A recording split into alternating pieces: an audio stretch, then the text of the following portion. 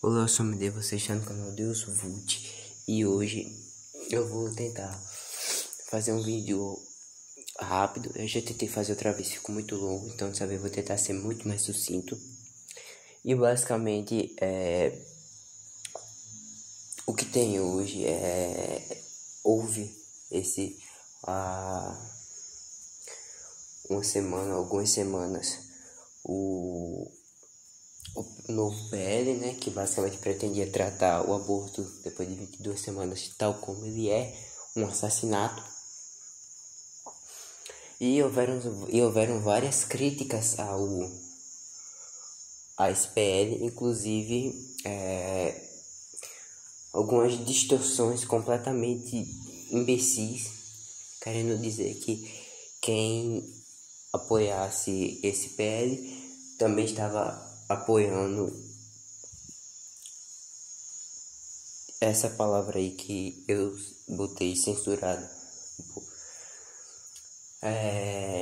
Bom, é óbvio que isso daí é uma completa imbecilidade. Eu vou tratar algum desses argumentos, contra-argumentar. Eu vou dar um argumento também contra o aborto e vou botar uma série de argumentos contra o aborto na descrição, no comentário, nos comentários. Então é isso, vamos logo pro vídeo. Hoje não vai ter tipo nem intro, mas enfim, vamos começar logo. Que basicamente houveram várias pessoas perguntando que tipo argumentando que pessoas pró PL, pró esse PL, né, a favor do PL, elas estavam se baseando na Bíblia. Ele disse, olha, se você vai usar para a Bíblia como base, como fundamento da lei, né, da jurisdição, etc., então você vai ter que impor isso e isso como lei também, e vocês vão ter que seguir isso também. Se você acha que isso é errado pela Bíblia, ele diz que não deve seguir, então você também não deve fazer isso, isso e isso. Quando na verdade, já, por exemplo, é doutrina oficial de várias igrejas, como por exemplo do Igreja Ortodoxa Católica Romana e as igrejas dos protestantes históricos e enfim. Todas essas igrejas já é meio que a doutrina dessas igrejas ela já anula, né? Já condena e portanto você não deve fazer.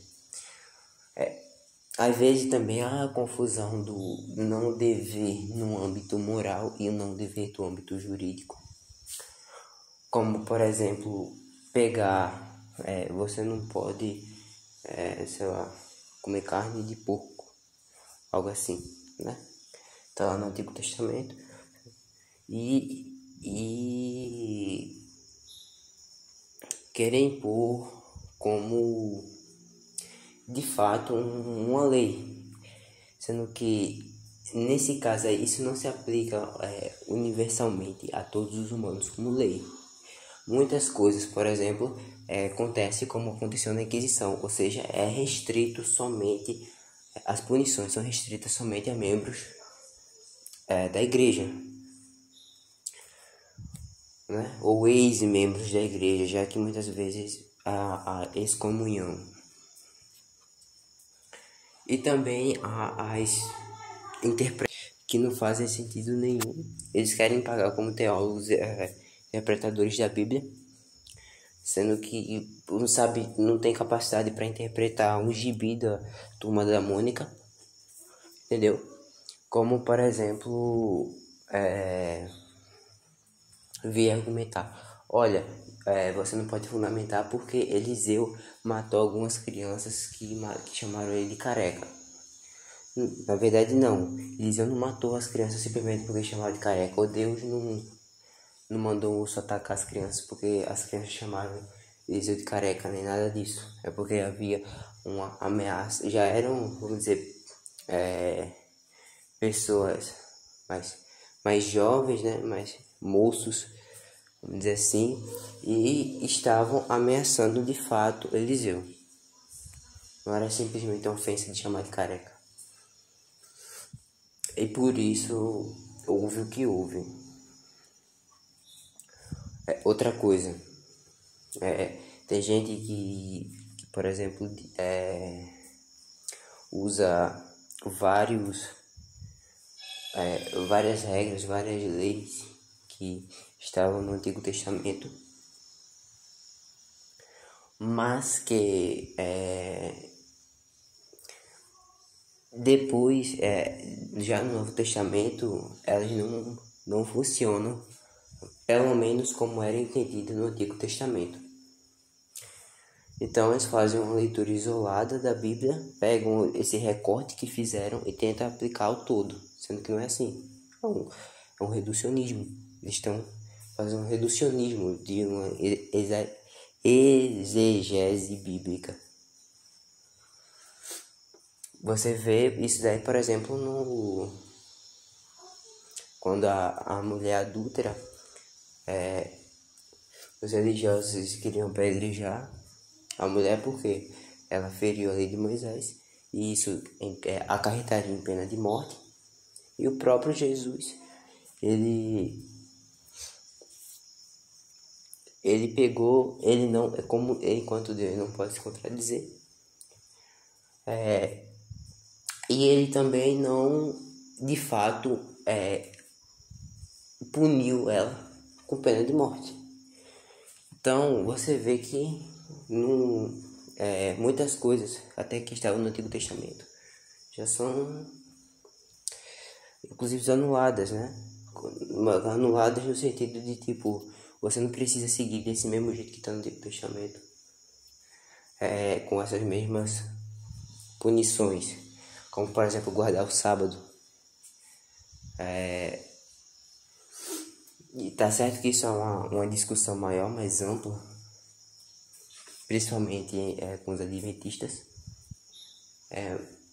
Mas se, por exemplo, você não guardar o sábado, você não necessariamente vai ter que sofrer uma punição.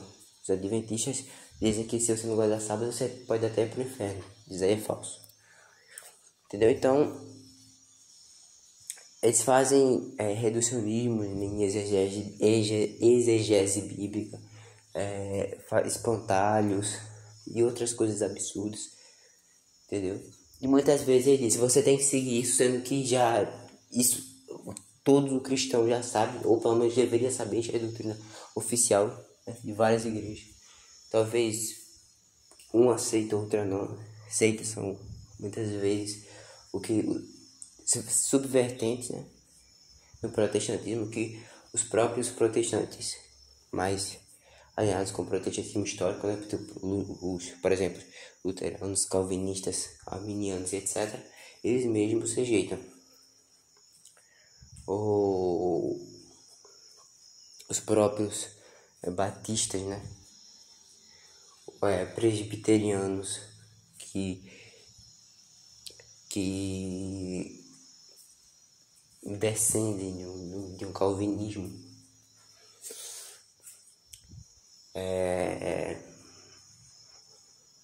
além de claro, também a igreja católica e ortodoxa serem doutrinas oficiais da igreja. Muitas coisas que que alguns militantes dizem, você não pode fazer isso, tá? Já é doutrina oficial que não pode, já é sabido. E para quem não é sabido, já é ensinado em próprias catequeses e etc.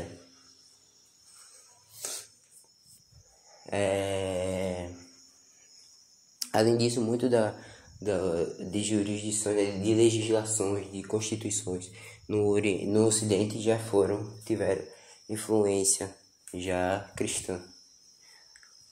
Então isso também já não é novo, já existe influência nas constituições cristãs há muito tempo, inclusive as constituições que seguem mais a risca do cristianismo, elas são geralmente melhores, e os países que têm essas constituições são melhores, e quanto mais foram se afastando, cada vez piores foram ficando. Então Isso daí já é, inclusive, já pode ser considerado até como um dado histórico. É só você ver, por exemplo,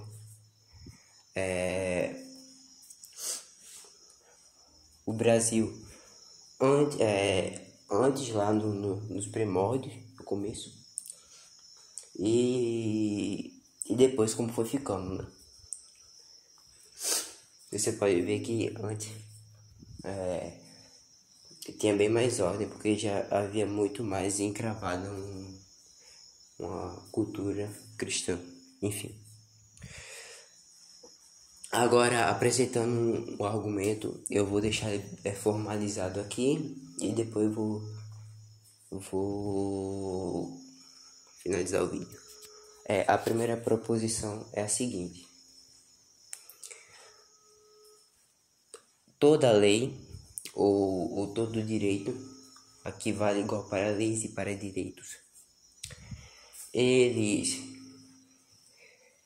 a partir de que eles se aplicam a um caso particular,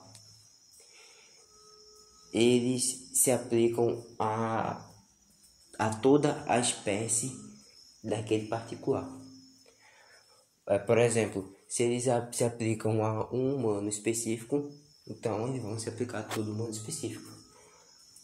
Se se aplicar a um cachorro específico, ele vai se aplicar a toda espécie de cachorro. E assim por diante. Entendeu? E ela se aplica ao humano enquanto humano. Ou seja, onde tiver a humanidade ali, então haverá a lei e o direito. Por quê? Porque já estão estritamente ligados uma coisa com a outra. Como se houvesse já uma relação formal, onde como se um fosse uma implicação, um corolário, ou se, como se um decorresse do outro, um implicasse no outro, enfim.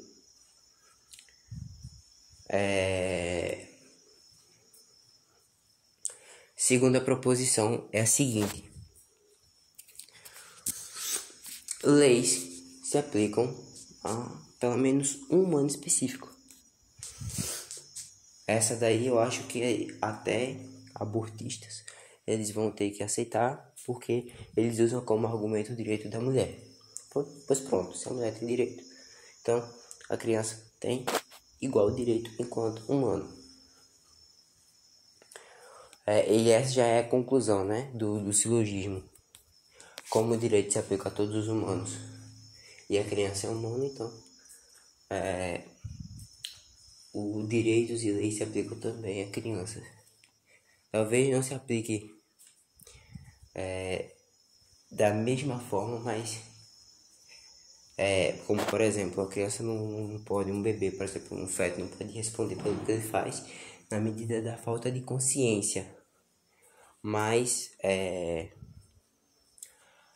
ela ainda se aplica o direito especialmente porque ele não tem essa questão de responder pelos seus atos, independência da consciência ou inconsciência. E a lei ainda se aplica de alguma forma, não se aplica, mas ainda há lei na medida em que há um intelecto. E esse intelecto ele pode tanto ter consciência como não ter. E na medida em que ele tem, a lei se aplica. Enquanto ele não tem consciência, é como se a lei tivesse ali, só que ela só não pudesse ser aplicada. Agora, ok, então já temos aqui que fetos eles são sujeitos, né, de direito, são sujeitos de direito. Agora vem a seguinte questão. Quarta proposição. Todos os direitos eles estão enquanto decorrerem da vida da vida de alguém, da pessoa, enfim, eles, a partir do momento em que, que a vida é ceifada, então você também está privando a pessoa da vida e de seus direitos. Quinta proposição: privação de qualquer direito, ela não deve ser feita e, portanto, deve ser proibida no âmbito jurídico, por definição de direito. E, como por definição de direito, ela não deve ser proibido, portanto, abortar, que é matar um feto, que é um sujeito de direito, deve ser proibido.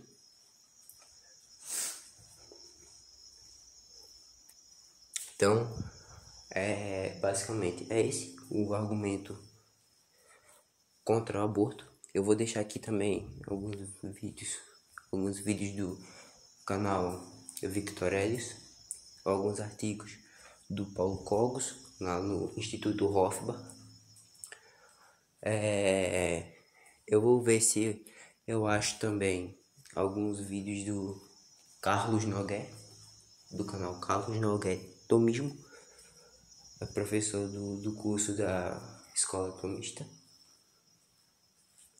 e outros cursos.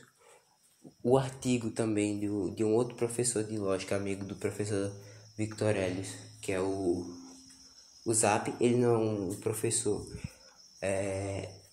com diploma etc, mas como ele ensina lógica, ele já está exercendo a virtude de ensinar, e portanto eu estou considerando ele como professor. Ele também tem um artigo na internet contra o aborto.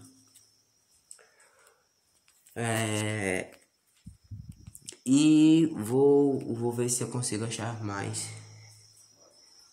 argumentos contra o aborto. O que eu for achando, eu vou colocar na descrição do vídeo ou nos comentários. Então é isso. Peço que compartilhem, ou que toda vez que alguém for dizer que, como por exemplo, cristãos, eles não têm argumento, né? Que você mande esse vídeo para ele, você mande como tá aqui: cristãos têm esse argumento contra aborto, argumentos racionais, argumentos filosóficos, etc.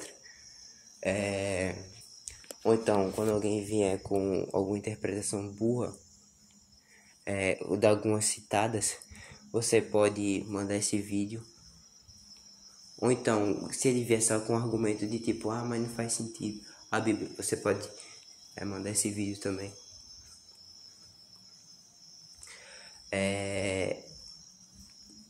E que espero que esse vídeo ele sirva, mesmo que pouco, mas que sirva para que algumas pessoas elas se despertem, né? Como o Kant ele dizia, se despertem do sonho dogmático que eles têm, e que eles abram os olhos para ver o quão ignominioso e satânico é o aborto. É isso. Espero vocês no próximo vídeo. Até mais.